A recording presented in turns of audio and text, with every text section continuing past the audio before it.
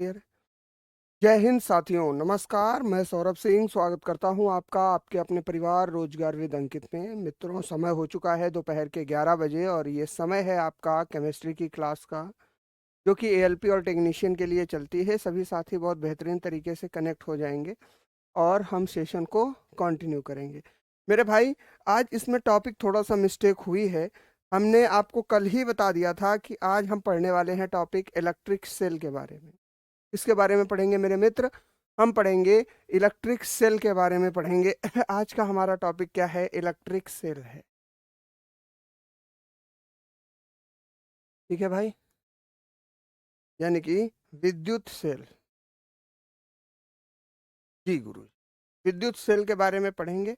आपको topic metal extraction and or अगर दिख रहा है तो ये शेड्यूलिंग में मिस्टेक हुई है, इसको अभी करेक्ट कर लिया जाएगा। ये टॉपिक आपका होगा अ, विद्युत सेल का। सर, आपकी क्लास का नोटिफिकेशन, ऐसा हो ही नहीं सकता है यार। नोटिफिकेशन हो गया ना मेरे मित्र? तो क्लियर हो गई बात यहाँ तक। रवि कुमार जुड़ चुके हैं हमारे साथ, मोहित कुमार, श्याम कुमार, अविनाश, अवनीश कुमार, अभिषेक, सागर, मोनू, जांगीर, सभी साथी हमारे साथ जुड़ चुके हैं। हम इलेक्ट्रिक सेल, जो कि आपका कॉन्सेप्ट रह गया था, उसको कवर करेंगे। और इलेक्ट्रिक सेल के बाद मेरे भाई हम शुरुआत करेंगे किसकी? जब हमारा इलेक्ट्रिक सेल खत्म हो जाएगा तब हम एक बार डॉबर्नियर और न्यूलैंड का ऑक्टेट रूल को देखेंगे। फिर हम अपने लास्ट टॉपिक को कवर करेंगे, कार्बन एंड इट्स कंपाउंड्स को। हाँ, अशोक कुमार मौर्य भैया, राम राम, है ना? चलो शुरू करें। चलिए, इलेक्ट्रिक सेल की शुरुआत करने से पहले मेरे मित्र हमको समझना होगा कि इलेक्ट्रोकेमिस्ट्री क्या होती है, क्योंकि इलेक्ट्रोकेमिस्ट्री का ही पार्ट है इलेक्ट्रिक सेल। ठीक है भैया, चलिए शुरुआत करते हैं इलेक्ट्रोकेमिस्ट्री की। इलेक्ट्रोकेमिस्ट्री, जिसको आप हिंदी में विद्युत रसायन के नाम से भी जानते हो। विद्युत रसायन के भी नाम से जानते हो। बहुत ध्यान से सुनना क्लास को, क्लास बहुत लंबी नहीं होगी। एक एक कॉन्सेप्ट आपका क्लास में ही क्लियर हो जाएगा। क्या होता है मेरे भाई विद्युत रसायन? देखो, विद्युत रसायन के बारे में अगर हम बात करें तो जो रासायनिक अभिक्रिया होती है, क्या होती है मेरे मित्र?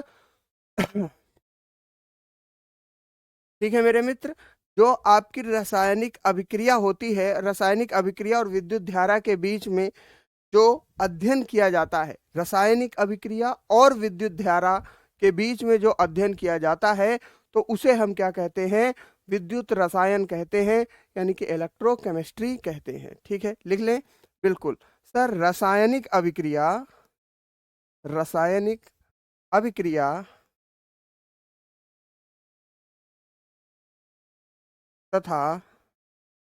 रासायनिक अभिक्रिया तथा विद्युत धारा के मध्य में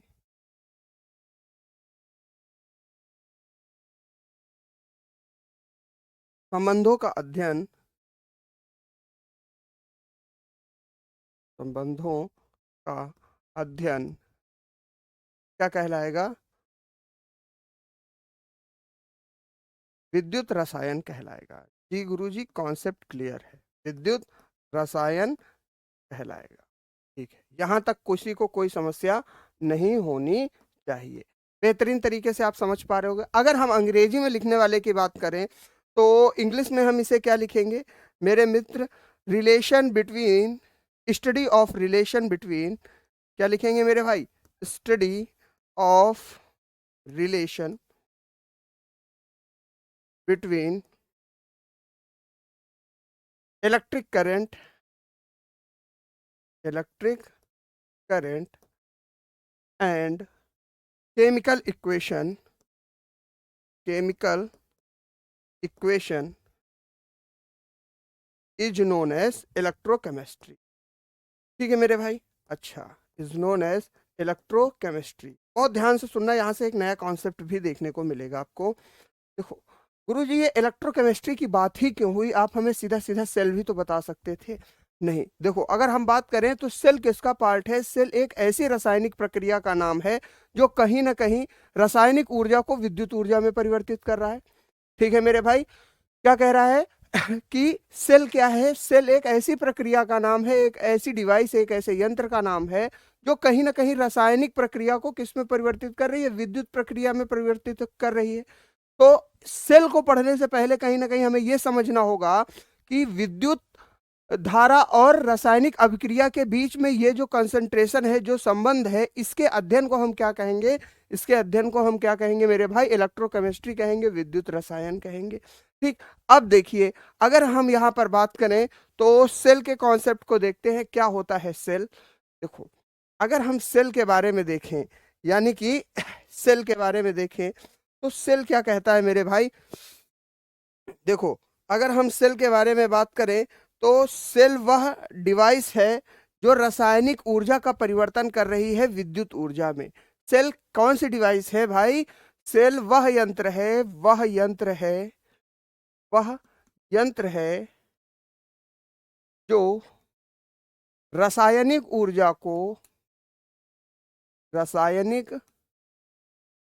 ऊर्जा को विद्युत ऊर्जा में परिवर्तित कर रही है। जी गुरु जी, यही होता है ना सेल? बोलो हाँ या ना, तो कमेंट कर दो प्रभु। विद्युत ऊर्जा में परिवर्तित कर रही है। ठीक है गुरु जी, परिवर्तित करता है। ठीक है, यानी कि अच्छा, इसको हम गैल्वेनिक कहते हैं, गैल्वेनिक सेल कहते हैं। क्या कहते हैं? गैल्वेनिक सेल भी कहते हैं। गैल्वेनिक सेल भी गैल्वेनिक सेल कहते हैं।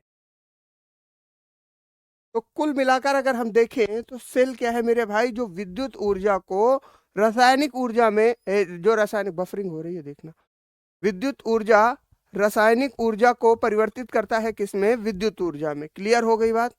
वीडियो रुक रही है?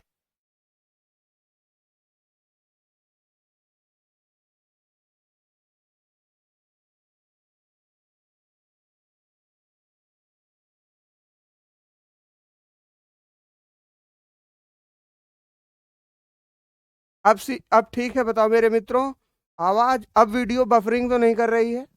बोलिए एक बार, थोड़ा सा कमेंट करके बताइए। वीडियो अब बहुत अच्छे से चल रही है, बराबर तरीके से? ठीक है, चलिए, बेहतरीन है ना, शानदार।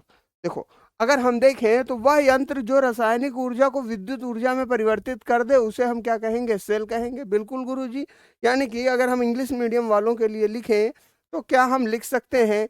ए device which converts a device which converts क्या करती है मेरे भाई? A device which converts chemical energy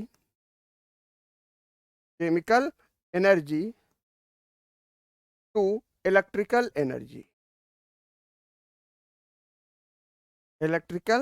energy is known as cell.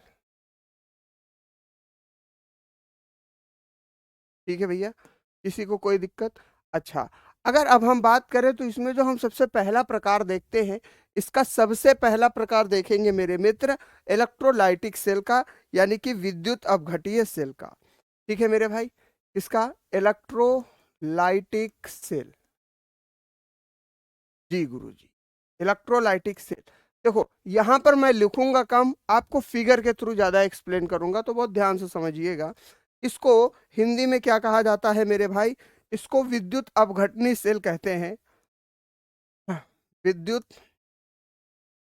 अपघटनी cell. ठीक है भैया, क्या होता है गुरुजी विद्युत अपघटनी सेल? बहुत ध्यान से सुनिएगा, एक एक कॉन्सेप्ट को बहुत ध्यान से सुनिएगा। ठीक है, ठीक, चलिए, अगर हम बात करें, सुनो सुनो, अगर हम बात करें मेरे मित्र विद्युत अपघटनी सेल के बारे में, यानी कि इलेक्ट्रोलाइटिक सेल के बारे में, तो इसमें सेल जो होता है, सेल के इलेक्ट्रोड होते हैं। सेल में क्या होते हैं? दो इलेक्ट्रोड होते हैं, और उन इलेक्ट्रोडों को एक कॉपर सल्फेट के सॉल्यूशन में डुबो दिया जाता है, यानी CuSO4 के सॉल्यूशन में डुबो दिया जाता है। आप CuSO4 कॉपर सल्फेट के सॉल्यूशन में डुबो या जिंक सल्फेट के सॉल्यूशन में डुबो, वो आपकी मर्जी है। ठीक है मेरे मित्र।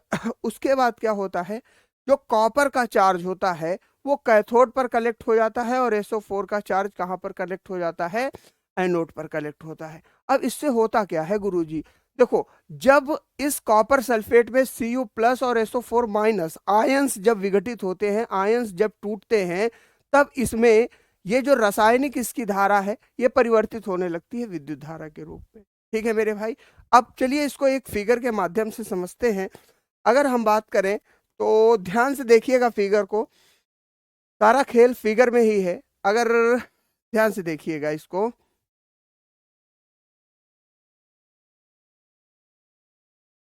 ठीक, कोई दिक्कत नहीं।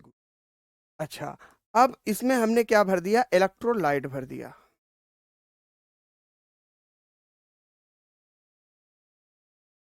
में क्या भर दिया, इलेक्ट्रोलाइट भर दिया। ठीक है सर। अब देखिए, अब इसमें हमने दो इलेक्ट्रोड फिक्स किए। जी,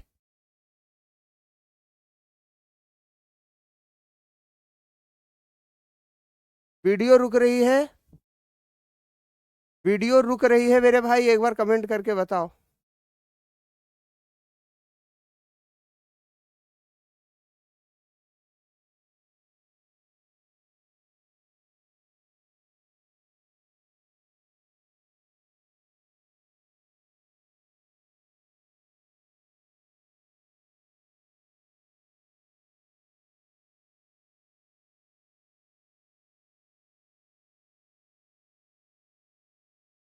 तो रुक रही है क्या, अभी भी रुक रही है ना?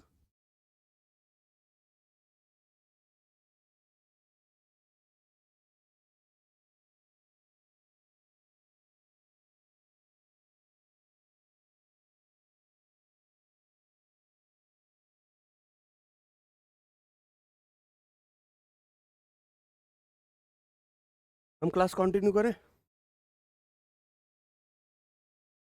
ठीक है, चलिए बेहतरीन। चलिए इधर ध्यान दीजिए, अगर हम यहाँ पर देखें तो किसी भी सल्फेट के आयंस भरे जा सकते हैं। ठीक है मेरे भाई, तो आप यहाँ पे चाहे CuSO4 भरो, चाहे ZnSO4 भरो, चाहे H2SO4 भरो, जो आपकी इच्छा है वो भर लो।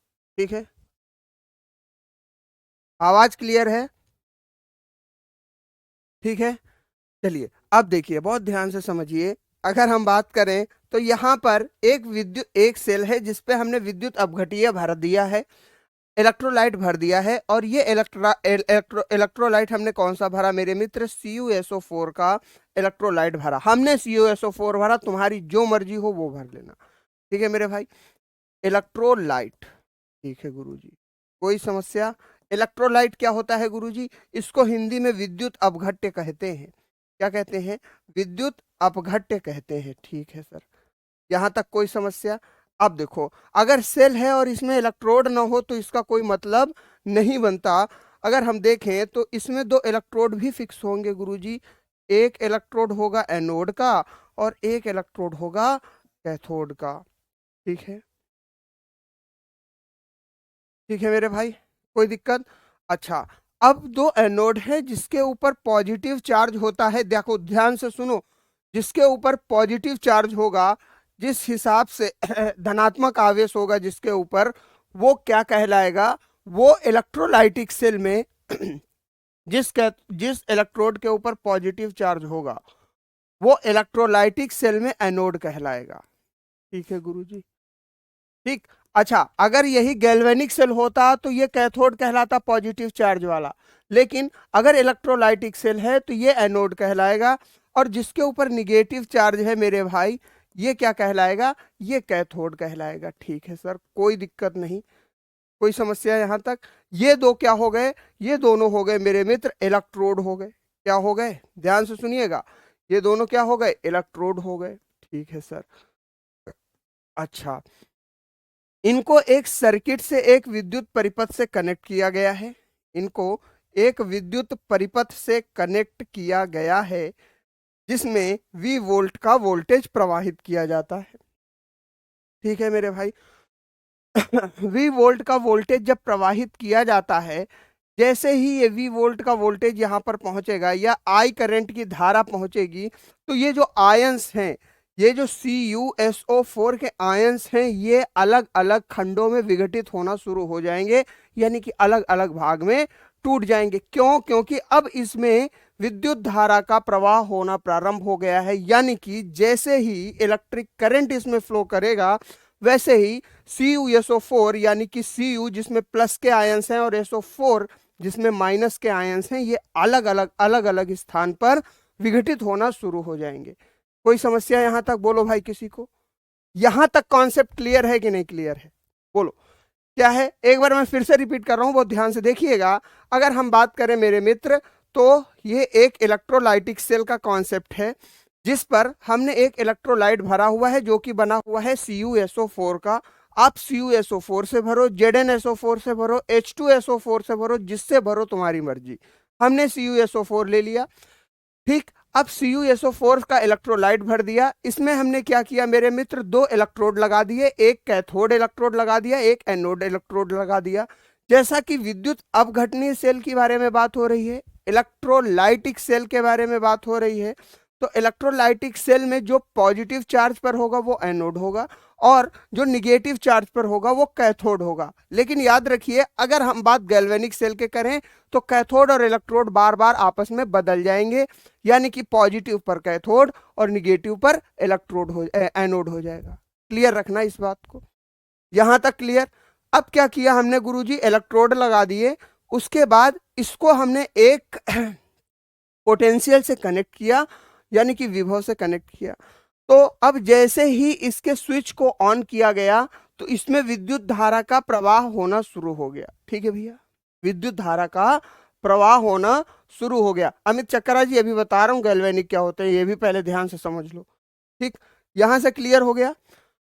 जैसे ही विद्युत धारा का प्रवाह होना शुरू हुआ, विद्युत धारा के प्रवाह के कारण ये जो CuSO4 था अभी तक जो कि सॉल्यूशन के रूप में था, ये Cu प्लस और SO4 माइनस में विघटित होने लगा। ठीक है भाई, किसकी वजह से? विद्युत धारा के प्रवाह की वजह से। ये किस में विघटित होने लगा? Cu प्लस और SO4 माइनस में। ठीक है, अच्छा अब हम बात करें तो कैथोड पर कौन से आयंस जमा होने लगे मेरे भाई? कैथोड पर Cu प्लस आयंस जमा होने लगे। ठीक है गुरुजी। और एनोड पर मेरे भाई SO4 माइनस आयंस जमा होने लगे, ये भी याद रखो। ठीक है, कौन से कहां पर जमा हो रहे हैं भाई?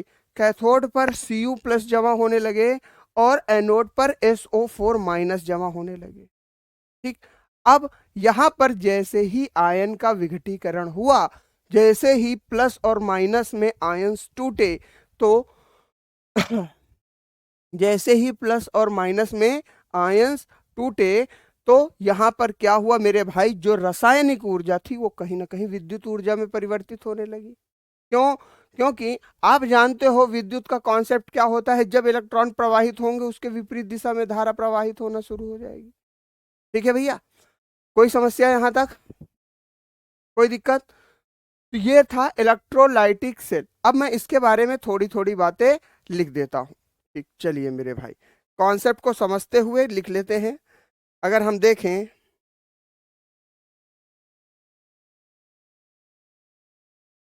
देखिए विद्युत अपघटनी सेल, देखो ये क्या है? इलेक्ट्रोलाइटिक सेल है। ठीक, तो इन इलेक्ट्रोलाइटिक सेल, इन इलेक्ट्रोलाइटिक सेल मैं लिखा भी दे रहा हूं, आपने समझ लिया होगा बेहतर तरीके से, बिल्कुल। और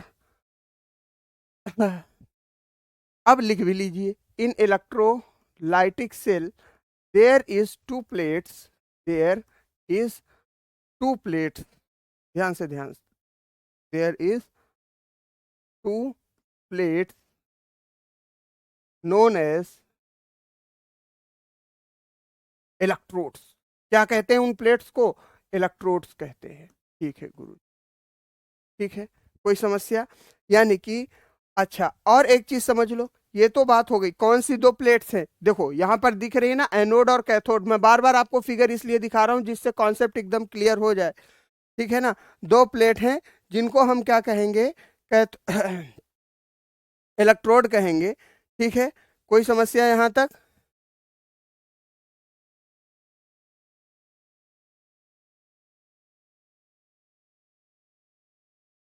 कोई समस्या यहाँ तक? चलिए ठीक। इन्हें क्या कहा जाता है? Electrode which are dipped in, which are dipped in electrolytic solution, electrolyte. ठीक।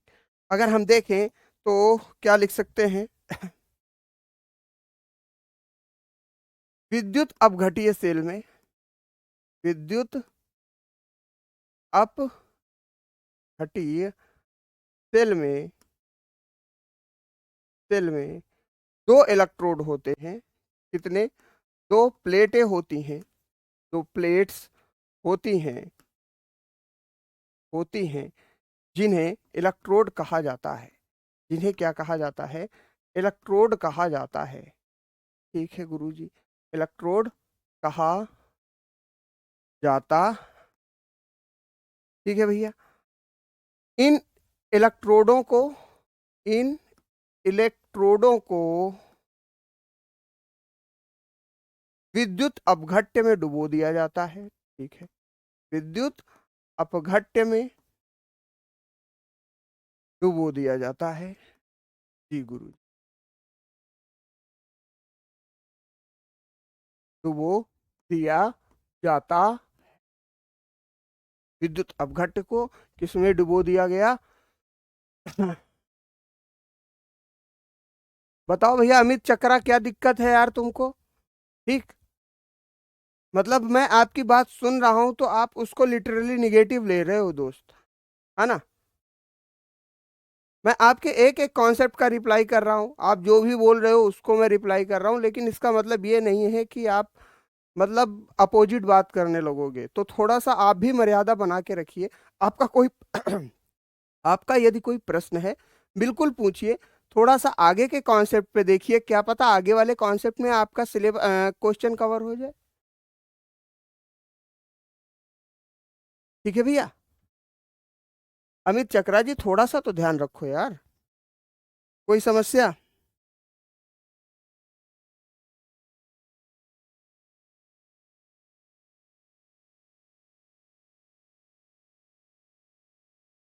ठीक, यहाँ पर एक एक इसमें करेक्शन रखिएगा।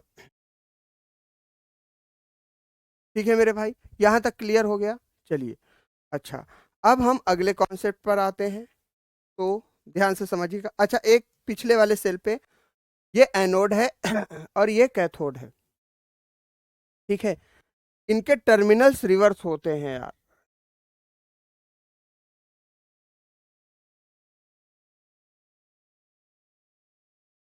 ये हो जाएगा कैथोड, सॉरी ये हो जाएगा एनोड। ठीक है मेरे मित्र, कोई दिक्कत यहाँ तक? अच्छा, तो अब अगर हम देखें तो कैथोड पर Cu प्लस आयंस जमा होंगे। यहाँ पर थोड़ी सी करेक्शन करने की जरूरत है। यहाँ पर क्या हो जाएगा? Cu प्लस आयंस जमा होंगे, और एनोड पर क्या हो जाएगा मेरे भाई? एनोड पर SO4 माइनस जमा होगा, SO4 माइनस जमा होगा। ठीक है दीपू भगेल जी, आपने देखा। ठीक, इसका उपयोग भी बता रहा हूं मेरे भाई। अमित चक्रा थोड़ा सा ध्यान पे रखो यार, ठीक है प्लीज। अगर बहुत ज्यादा जल्दी में हो, आपके पास समय नहीं है, तो फिर कोई मतलब नहीं। ठीक है, आप रिकॉर्डिंग देख लीजिएगा। आपको बस उपयोग बताना है, आपको केवल उपयोग जानना है, पूरा कॉन्सेप्ट बाकी सभी बच्चों को जानना है यार। इस चीज को समझो आप अमित चक्रा जी।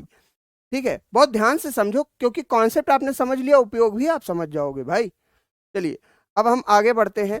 तो इनको डुबो दिया जाता है। अब क्या हुआ गुरुजी? इनको जब डुबोया गया तो सर क्या हुआ कि कैथोड पर, कैथोड पर गुरुजी, अच्छा कैथोड और एनोड के बारे में भी लिख देता हूं।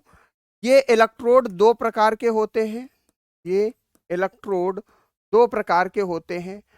एक तो कैथोड होंगे, ठीक है गुरुजी, दूसरा एनोड होंगे। ठीक है, कोई समस्या?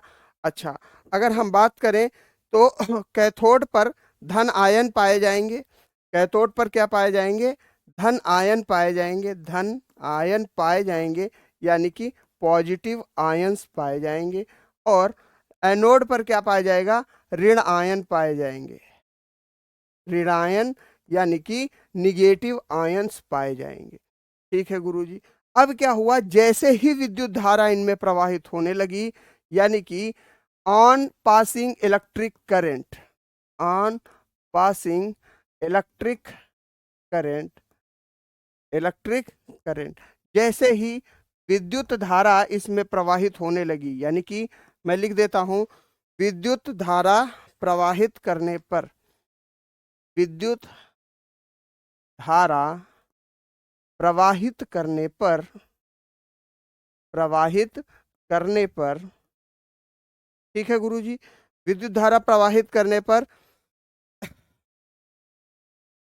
कैथोड पर, कैथोड पर Pu प्लस आयंस मौजूद हो जाएंगे, और एनोड पर क्या हो जाएगा, एनोड पर हो जाएगा मेरे मित्र SO4 माइनस आयंस।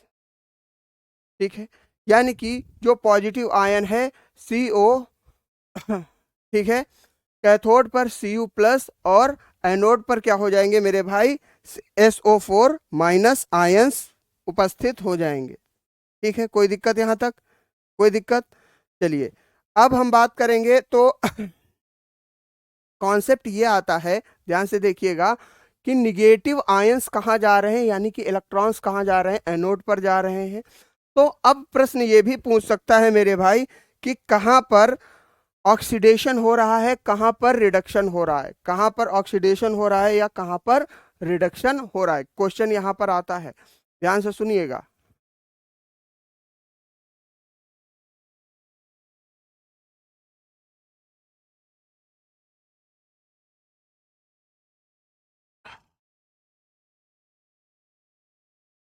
ठीक है, देखिए, तो अगर हम देखें, अब सुन लो पहले, फिर उसके बाद हम देखते हैं कि कहाँ पर हम गलत पढ़ा रहे हैं, कहाँ पर तुम सही पढ़ रहे हो। ठीक है ना पीयूष कुमार गुप्ता जी, इस स्टेटमेंट को देखिए, उसके बाद आप खुद डिसाइड कर लीजिएगा आपका कॉन्सेप्ट क्या है और हमारा कॉन्सेप्ट क्या है। ठीक है मेरे भाई, कोई दिक्कत यहां तक। चलिए अगर हम देखें तो कैथोड पर रिडक्शन होगा, कैथोड पर रिडक्शन होगा, क्या होगा, रिडक्शन होगा, रिडक्शन यानी कि अपचयन होगा, बिल्कुल सर, रिडक्शन होगा।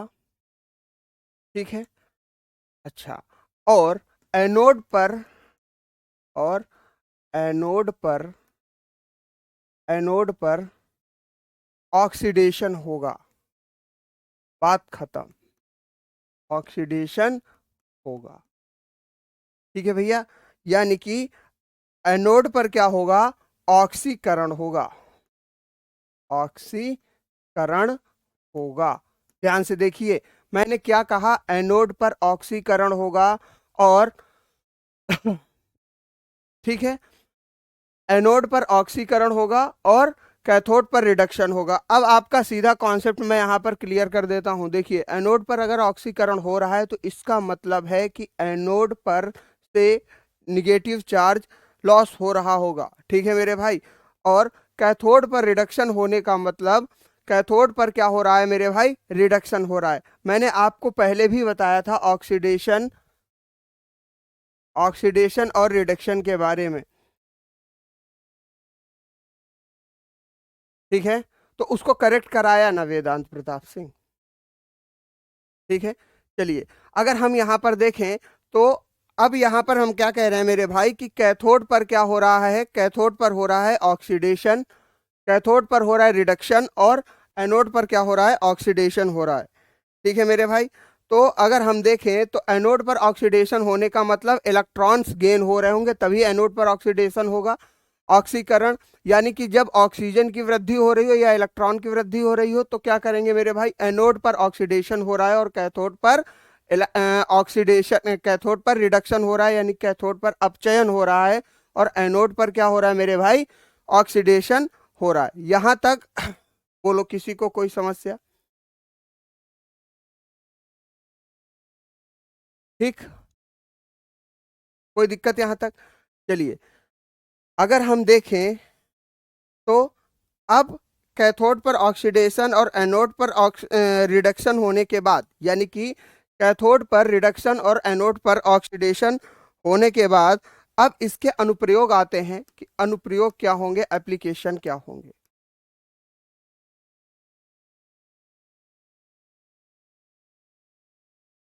ठीक है, कोई समस्या नहीं। अच्छा, अनुप्रयोग यानी कि अगर हम बात करेंगे तो धातु शोधन में इसका प्रयोग होता है। धातु शोधन में, यानी कि for purification of metal, for purification of metal. अभी मैं इसको एक बार फिर से रिपीट करूंगा, ठीक है भैया? आप लोग एक बार इसको मैं फिर से रिपीट करूंगा, ठीक है? दूसरा, विद्युत लेपन में, विद्युत लेपन यानी कि इलेक्ट्रोप्लेटिंग में।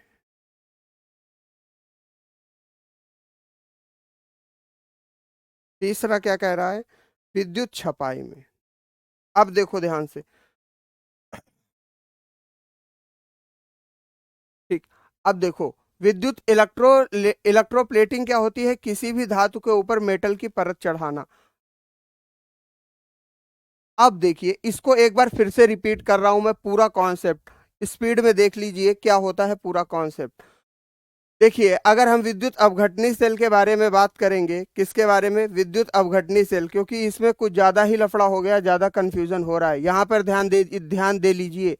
ठीक है, क्या कह रहा है कि अगर हम बात करेंगे मेरे मित्र, तो इलेक्ट्रोलाइटिक सेल है, इलेक्ट्रोलाइटिक कैथोड पर कैथोड पर देखो एक विद्युत अपघटनीय सेल है।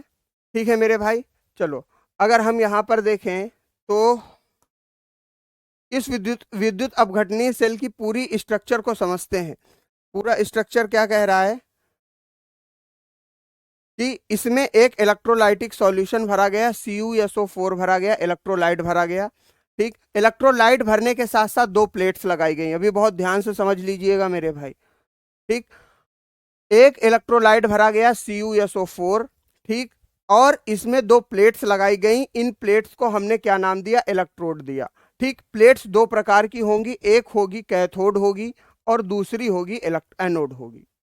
ठीक है भाई, एक विद्युत अपघटनीय सेल में इलेक्ट्रोलाइट भरा गया CuSO4 का, इसमें दो प्लेट्स लगाई गई, यानी कि एक कैथोड हो गई और एक एनोड हो गई। ठीक, कैथोड के ऊपर पॉजिटिव चार्ज रख दिया गया, कैथोड के ऊपर धनात्मक आवेश मुक्त रूप से पाया जाएगा और एनोड के ऊपर ऋणात्मक आवेश मुक्त रूप से पाया जाएगा। अब क्या हुआ कि जब इसको एक बैटरी से एक टर्मिनल से कनेक्ट किया गया तो इसमें क्या प्रवाहित हुई, विद्युत धारा प्रवाहित हुई। ठीक है, कोई इसमें क्या प्रवाहित हुई, विद्युत धारा प्रवाहित हुई, और जब ये विद्युत धारा इसमें प्रवाहित हुई तो इन आयनों का क्या हुआ, CuSO4 का विघटन होना शुरू हुआ।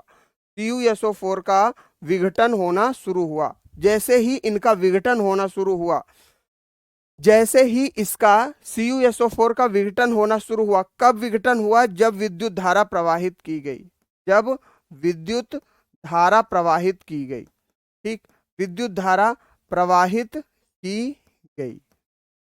ठीक है, ठीक है भैया, विद्युत धारा जब प्रवाहित की गई तो अब यहां पर कैथोड पर कॉपर आयंस आए, कैथोड यानी कि कैथोड पर क्या आए, कॉपर आयंस, और एनोड पर क्या आ गए, एनोड पर SO4 माइनस आयंस आ गए। ठीक है मेरे भाई, SO4 माइनस आयंस एनोड पर आ गए और कैथोड पर क्या आए, कॉपर आयंस आए। ठीक, जब कैथोड पर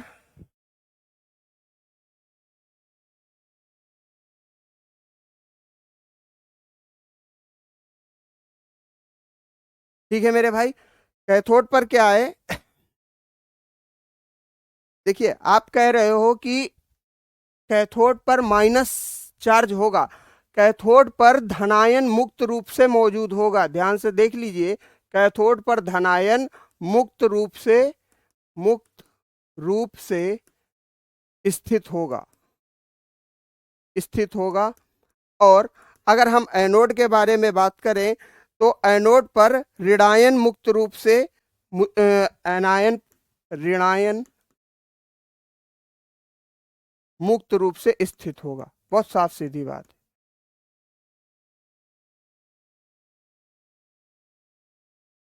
स्थित होगा।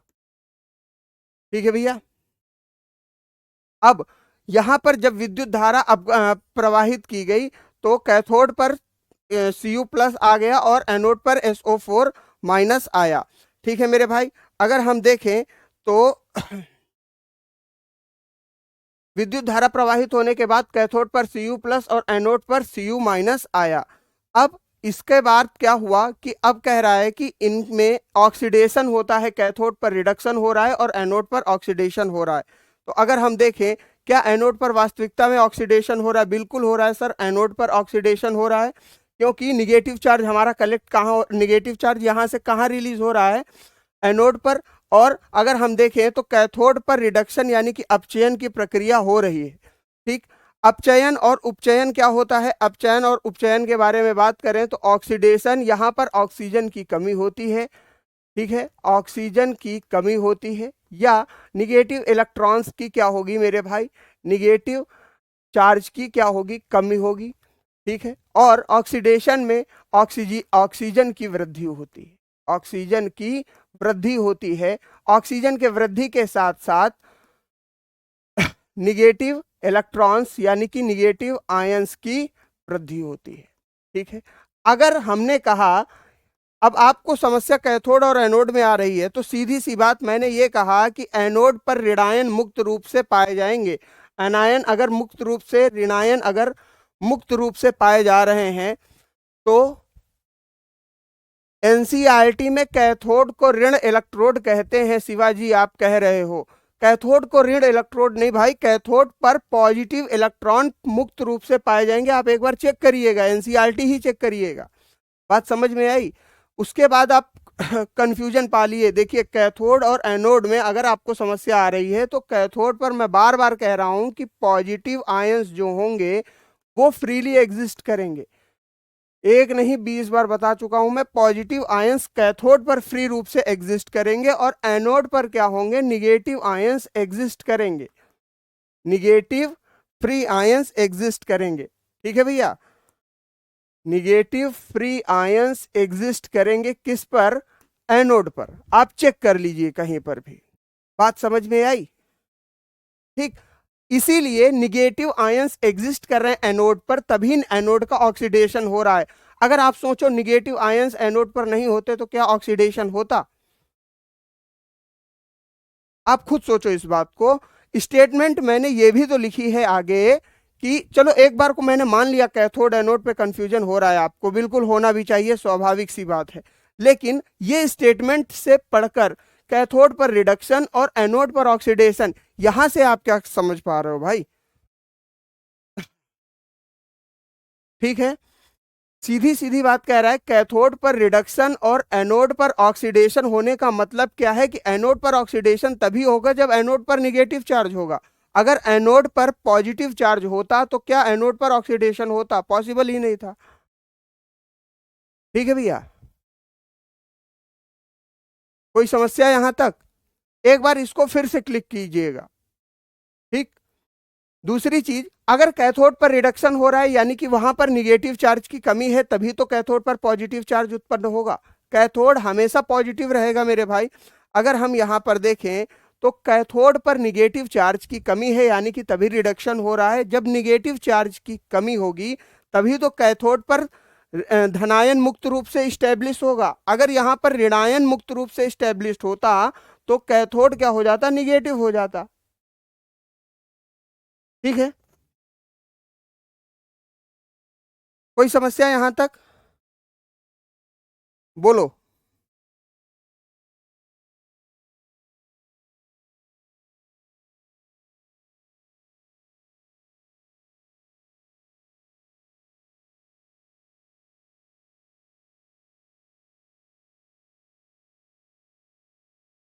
ठीक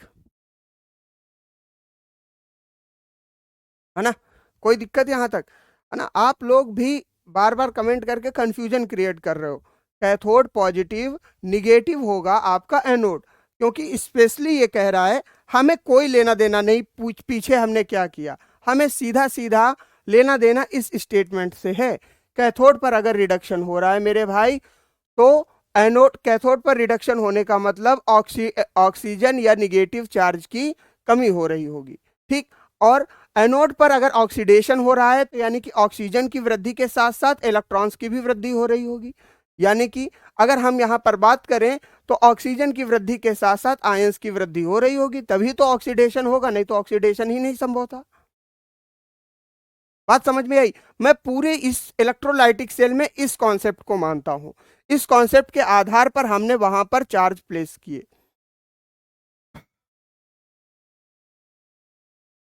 ठीक है भैया, ठीक। अब रही बात इसके उपयोग की, तो धातु शोधन में, प्योरिफिकेशन ऑफ मेटल में, विद्युत लेपन में यानी कि इलेक्ट्रोप्लेटिंग में, और विद्युत छपाई में इसका प्रयोग किया जाता है। ठीक भैया। अब चलिए, अब हम इसके बाद बात करते हैं गैल्वेनिक सेल के बारे में। किसके बारे में बात करेंगे? गैल्वेनिक सेल के बारे में। ठीक है। गैल्वेनिक सेल क्या करता है मेरे भाई? मैंने पहले ही बताया हुआ था कि रासायनिक ऊर्जा को परिवर्तित करेगा किसमें? रासायनिक ऊर्जा को परिवर्तित करेगा किस पे? विद्युत ऊर्जा में। विद्युत ऊर्जा में, यानी कि कन्वर्ट करेगा, converts chemical energy to electrical energy. एक बार मेरे भाई फिर से देख लीजिएगा, मैं बार बार आपसे कह रहा हूं, है ना। ये वाला कॉन्सेप्ट जरूर एक बार देख लीजिएगा, हालांकि पेपर में आता है नहीं आता है वो बात की बात है, लेकिन यहाँ पर कॉन्सेप्ट क्लियर कर लो। ठीक है ना। एनसीईआरटी में भी कैथोड पॉजिटिव और एनोड माइनस दिया गया है, मुनीष कुमार कमेंट कर रहे हैं। ठीक है मेरे भाई, है ना। तो ये जो पहले कमेंट आप कर रहे थे ना उल्टा सीधा, तो उनको थोड़ा सा लिमिट में रखिएगा मेरे भाई। आपके सामने जब कोई चीज प्रस्तुत हो रही है तो वो बहुत रिसर्च हो के तब आपके सामने आती है, ठीक। एनसीईआरटी में भी कैथोड पॉजिटिव और एनोड माइनस दिया गया है, तो दिया गया है, इस चीज को आप देख लो, एक बार चेक कर लेना, वेरीफाई कर लेना, ठीक है। अगर आप कहते हो कि नहीं सर ऐसा नहीं दिया गया, तो उसका स्क्रीनशॉट मेरे पास भेज देना। एनसीईआरटी का भेजना, किसी भी किताब का मैं नहीं मानूंगा कि आप किसी भी पब्लिकेशन की किताब को मार दोगे, तो वो स्क्रीनशॉट नहीं माना जाएगा भाई। एनसीईआरटी को कवर करिए, या आप किसी भी जेन्युइन तरीके से आप देखिए। ठीक है मेरे भाई, कोई समस्या? तो अगर हम बात करें तो converts chemical energy into electrical energy. अच्छा, गैल्वेनिक सेल का आविष्कार किसने किया था? एलिसेंद्रो वोल्टा ने किया था। डिस्कवर्ड भाई एलिसांद्रो वोल्टा ने इसका आविष्कार किया था। एक बार जरूर पढ़िएगा, विद्युत अपघटनी सेल आविष्कार किया था, यानी कि discovered by the Alejandro Volta. Discovered discovered by Alessandro Volta. Alessandro Volta, ठीक है मेरे भाई। इसलिए इसको क्या कहा जाता है? इसलिए इसको वोल्टिक सेल भी कहा जाता है। इसलिए इसको क्या कहा जाता है? इसलिए इसको वोल्टीय सेल भी कहा जाता है। वोल्टीय सेल भी कहा जाता,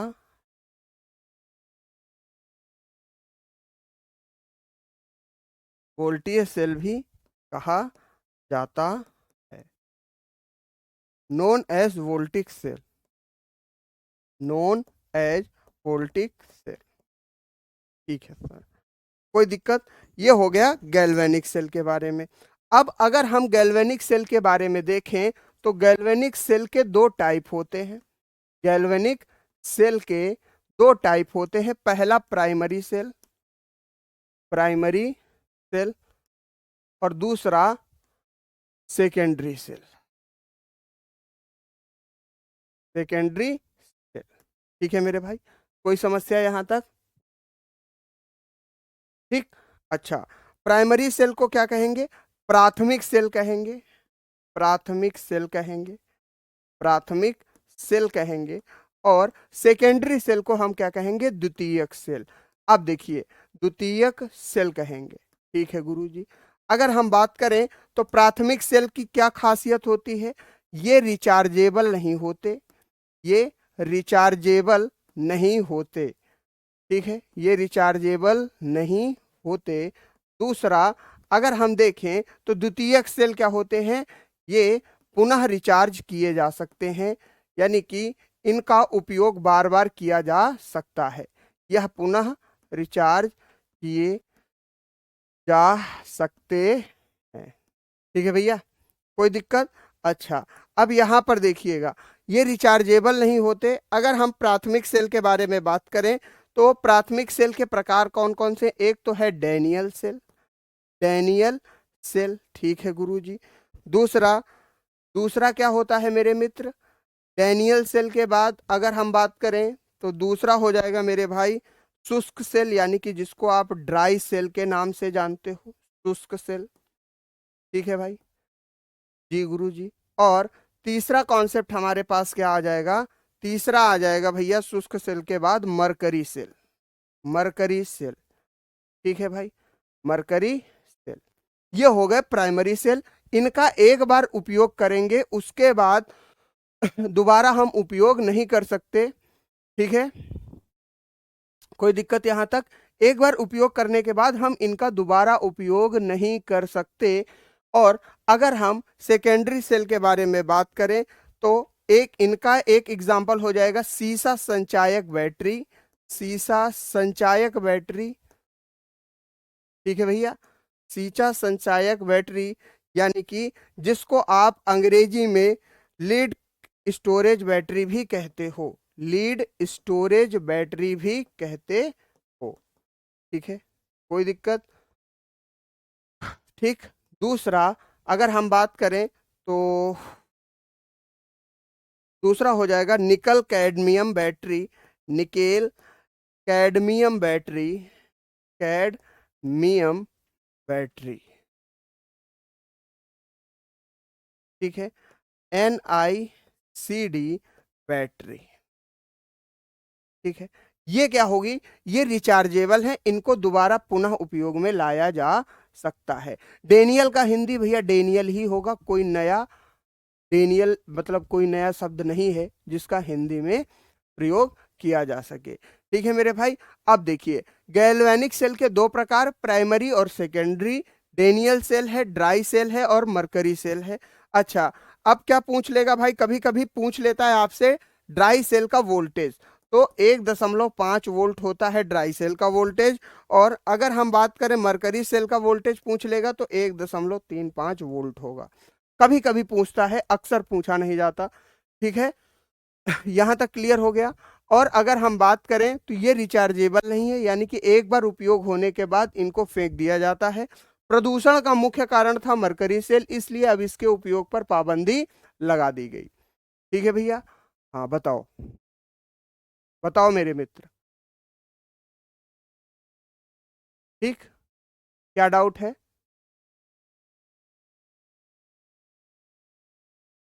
सर जी, उस सेल का आविष्कार किसने किया था? उस सेल का आविष्कार उसने किया था बस।